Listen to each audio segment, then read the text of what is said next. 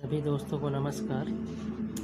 आज मैं पढ़ाऊंगा आप लोगों को कि हमारा जो एसी सर्किट होता है उसमें पावर क्या होती है। ठीक है, तो कहने का मतलब हम लोगों को पढ़ना क्या है कि जो सर्किट में हमारा power in AC circuit, power in AC circuit. ठीक है, क्या पढ़ना है? Power in AC circuit. ठीक है, तो पहले ये जान लेते हैं कि पावर होती क्या है। तो पावर क्या होता है कि किसी भी परिपथ में जो हमारी धारा प्रवाहित होती है उस सर्किट में जो भी एलिमेंट लगे हैं उनमें जो ऊर्जा का व्यय दर होती है वही क्या कहलाएगी? उस सर्किट का पावर कहलाएगा। ठीक है, अब हमारे मान लो सर्किट में कितने भी तुम्हारे एलिमेंट्स लगे, मान लो रेजिस्टेंस लगा है और कैपेसिटेंस लगा है, इंडक्टर लगा है। ठीक है, तो ये सब क्या है कि ऊर्जा को व्यय करने वाले स्रोत होते हैं। ठीक है, तो इनके माध्यम से जो भी ऊर्जा व्यय हो रही है उसका जो रेट है, ठीक है, जो रेट ऑफ व्यय ऊर्जा है वही क्या कहलाएगा? सामर्थ्य कहलाएगा उस परिपथ का। और ये होता क्यों है? क्योंकि ये डिपेंड करता है कि उस सर्किट में जो वोल्टेज है और जो करंट है उनके बीच जो फेज का डिफरेंस आ रहा है, कहने का मतलब जो कालांतर हिंदी में अगर बोला जाए, इंग्लिश में फेज डिफरेंस जो क्रिएट होता है उसके ऊपर निर्भर होता है। तो हमें अगर हम फेज की बात करते हैं तो हमें जो फेज वाला वैल्यू होती है, कहने मतलब टेन ताक्षणिक मान, अगर मैं हिंदी में बोलूँ तो जो वोल्टेज का ताक्षणिक मान होता है और जो करंट का ताक्षणिक मान होता है हमको वो लेना पड़ेगा। तो हम देखते हैं कि जो वोल्टेज का ताक्षणिक मान होता है मैंने बता रखा है V बराबर V0 साइन ओमेगा टी, ये मैं ऑलरेडी बता चुका हूँ। इसी का अगर हम साइन आई लेते हैं तो आई का क्या हो जाएगा? I0 sine omega T. या फिर इसी को हम और भी लिख सकते हैं क्योंकि हम फेज पढ़ रहे हैं, फेज डिफरेंस क्रिएट होगा तो I0 साइन ओमेगा टी, और ये फाई कर लेते हैं, माइनस का फाई। ठीक है, फाई कर लिए। अब जहाँ पे फाई क्या है कि हमारा आई और वी के बीच में फाई क्या है? आई व वी के बीच का कालांतर क्या है? जो हमारा फाई है वो क्या है? आई और वी के बीच का कालांतर है। ठीक है, तो हम देख लेते हैं कि पावर किसी भी क्षण परिपथ में जो शक्ति क्या व्यय होगा, जो पावर का लॉस होगा वो हमारा क्या आएगा? वो आएगा P बराबर V इंटू आई। क्या आएगा? P बराबर V इंटू आई। ये हम लोगों ने ऑलरेडी पढ़ा है। ठीक है, क्योंकि जो सर्किट में एलिमेंट्स होंगे उनके द्वारा पावर का जो व्यय होगा उसका जो रेट होगा वही क्या होगा? सामर्थ्य शक्ति होगी। तो हम उसी को ले लिए P बराबर V इंटू आई, क्योंकि ये किसके द्वारा होगा? वोल्टेज और करंट की वजह से। ठीक है, क्योंकि इन्हीं के बीच जो फेज डिफरेंस क्रिएट होगा उसी वजह से पावर का लॉस होगा। ठीक है, ये डिपेंड भी इसी पे करेगा। तो हम P बराबर V इंटू आई ले लिए। ठीक है, तो अब क्या करते हैं? अब हम P V और I की वैल्यू इन वाले दोनों समीकरण से इसमें रखेंगे। तो रखते हैं तो क्या मिलता है? P बराबर V की वैल्यू क्या है? V0 साइन ओमेगा टी है, और उसी प्रकार I की वैल्यू क्या है? I0 sine omega t minus phi bracket में। ठीक है, अब क्या करेंगे? दोनों कॉल करते हैं, इसका मल्टीपल करते हैं तो V0 I0 sine omega T. ठीक है, ये आ गया। अब यहाँ पे ये क्या लिखा है? साइन ओमेगा टी माइनस, तो हमने एक फार्मूला पढ़ा होगा साइन C माइनस डी का फार्मूला। तो ये फार्मूला क्या होता है? ये फार्मूला होता है sine C cos D minus sine D cos C, ये फार्मूला होता है। तो वही फार्मूला हम यहाँ भी लगाएंगे तो हमको क्या मिल जाएगा? तो इसको अगर हम यहाँ पे फार्मूला लगाते हैं तो हमको क्या मिलेगा? साइन C का मतलब ओमेगा टी, फिर cos लेंगे और D का मतलब क्या है? फाई। यहाँ पे फाई आ जाएगा, फिर माइनस साइन D कहने का मतलब साइन फाई हो गया। ठीक है, और कास सी कास ओमेगा टी सबको दिख रहा होगा। ये हो गया। अब इसी को हम आगे हल करते हैं। जब इसको आगे हल करते हैं तो हम क्या करेंगे, साइन ओमेगा टी का अंदर मल्टीप्लाई करेंगे। तो V naught I naught sine square omega t cos phi minus sine omega t sine phi cos omega t, यही हमको मिलेगा। ठीक है, अब आगे हम इसको और थोड़ा आसानी करते हैं, कुछ ट्रिग्नोमेट्री फार्मूले लगा के इसको तोड़ते हैं अपनी सुविधा अनुसार। तो ये हमको 1/2, क्योंकि हम इसको तोड़ेंगे साइन स्क्वायर के फार्मूले से, तो ये आएगा 1 minus cos 2 omega t into cos phi minus 1/2 sine 2 omega t, और ब्रैकेट में हमको मिलेगा साइन फाई। ठीक है, कास और साइन के फार्मूले से हमने तोड़ दिया, साइन स्क्वायर है और कास स्क्वायर है के फार्मूले से। ठीक है, तो हमको ये एक्सप्रेशन मिला। अब यहाँ पे देखते हैं कि जो पूरा एक चक्र है उसके लिए कास 2 ओमेगा टी तथा साइन 2 ओमेगा टी का मध्यमान शून्य होता है। ठीक है, जब मध्यमान शून्य होगा तो हमें क्या करना है कि पूरा चक्र एक कंप्लीट होने के लिए जो शक्ति व्यय होगा उसको निकालना पड़ेगा। तो उसके लिए हम एक ग्राफ की मदद लेंगे। तो अगर देखते हैं तो हमारा ये एक ग्राफ बनेगा, फेज डिफरेंस हमारा आएगा, ये मान लो हमारा फाई है। ठीक है, तो यहाँ पे मान लो कि सर्किट हमारा रहा होगा, उसमें रेजिस्टेंस जुड़ा होगा, अभी मैं आगे उसको बताऊंगा। तो एक्सएल माइनस एक्सी का स्क्वायर और यहाँ पे एक्सएल माइनस एक्सी। तो मैंने क्या बताया कि पूरा एक चेक करने के लिए जो कास ओमेगा टी है और साइन ओमेगा टी है उनके बीच की जो वैल्यू होगी वो क्या होगी, 0 होगी। सब लोगों को डायग्राम दिखा होगा, कोशिश करना नोट्स में डायग्राम बना लेना। तो तब आगे क्या होगा कि अगर हमारा मान शून्य हो जाता है तो पूरे एक चक्र के लिए परिपथ में होने वाला जो माध्य शक्ति व्यय होगा वो निम्न प्रकार इस तरह होगे। तो हम इसको क्या लेते हैं कि माध्य मान 0 होगा तो हम क्या करेंगे, पी बार लगाएंगे। क्या लगाएंगे, पी बार।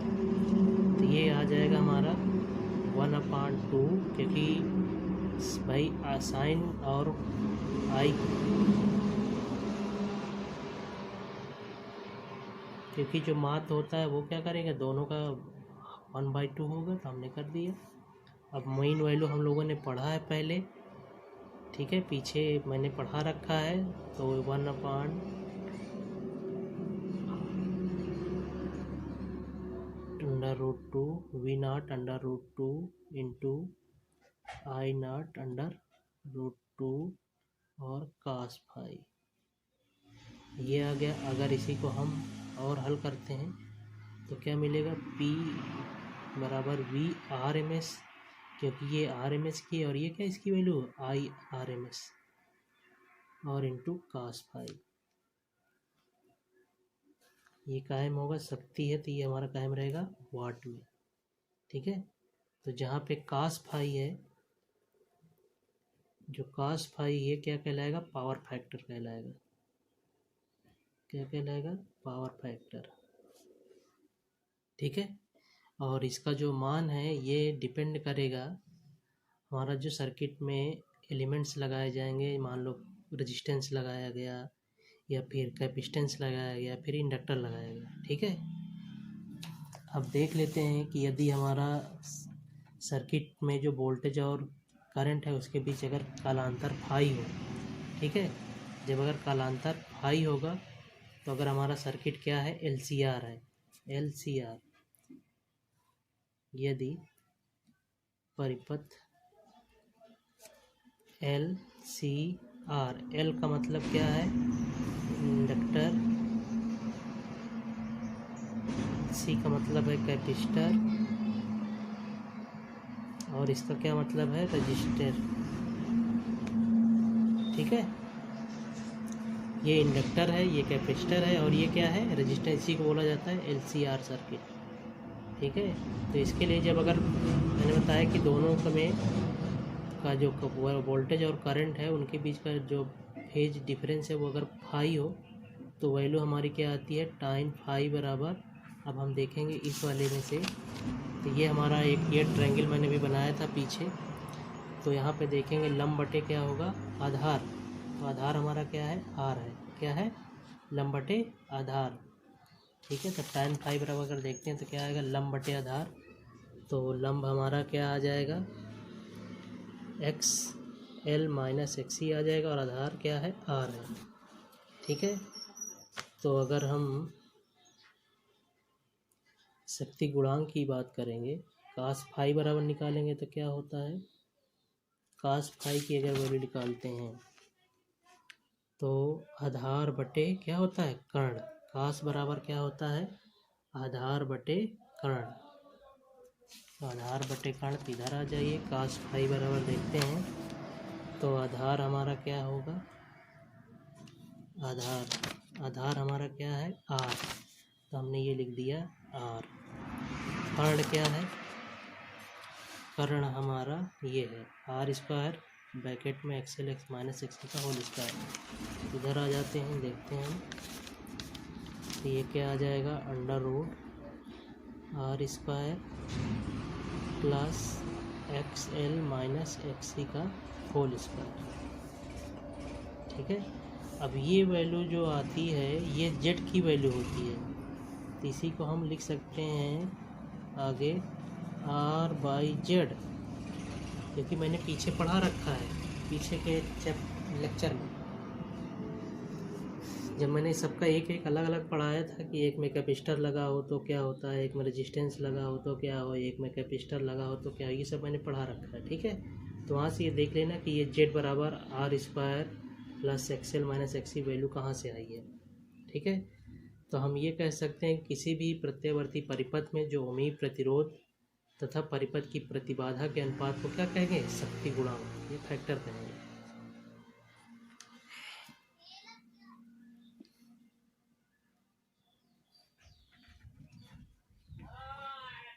कुछ बातें हैं जो नोट करने की बातें हैं कि LCR परिपथ में जो तुम्हारा LCR सर्किट है उसमें कास फाई का मान, इसमें क्या है, कास फाई का मान ये क्या होता है, सदैव 1 से क्या होता है, कम होता है, सदैव 1 से कम। ठीक है। तो जब 1 से कम होगा तो इस परिपथ में जो शक्ति का व्यय होगा वो वोल्टता या धारा के लिए केवल प्रतिरोध वाले परिपथ में होने वाले शक्ति क्षय से क्या होगा, कम होगा।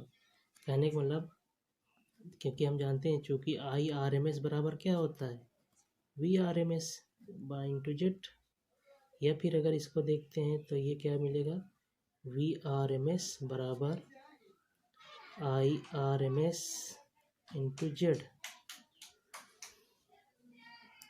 तो अगर हम एवरेज औसत शक्ति क्षय निकालते हैं, कहने वाला P बार निकालते हैं, तो ये क्या मिलेगा, IRMS का square into Z cos phi.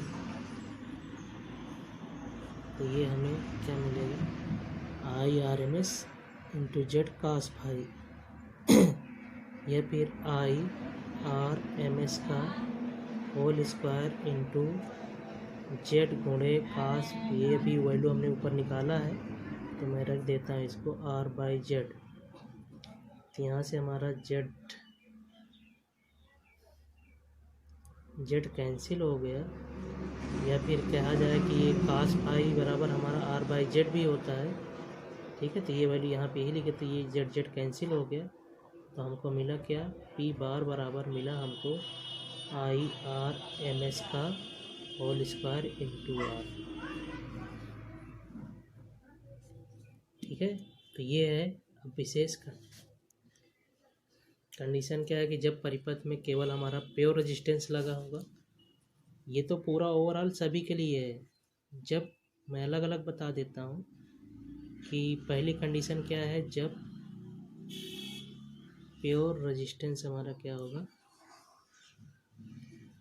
जब प्योर रेजिस्टेंस होगा तब क्या होगा, तब फाई बराबर हमारा क्या आएगा, 0 डिग्री आएगा।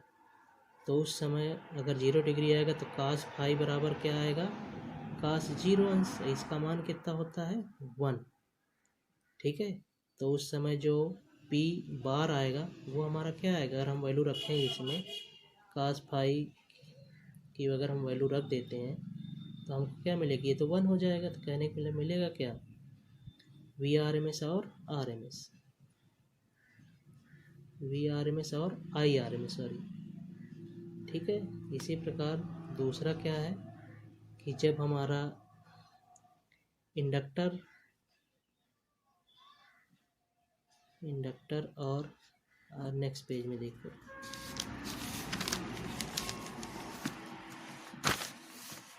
जब हमारा क्या रहेगा, प्योर कैपेसिटेंस या कैपेसिटर या फिर तुम्हारा क्या लगा रहेगा, इंडक्टर, जब ये लगा रहेगा तो उस समय जो कास फाई होगा उसकी डिग्री आएगी 90 डिग्री, 90। कहने मतलब फाई का जो मान होगा, सॉरी, जो फाई का मान आएगा वो क्या होगा, 90 डिग्री। तो कास 90 डिग्री की वैल्यू होती है 0। तो जब 0 होगा तो उस समय पी बार क्या हो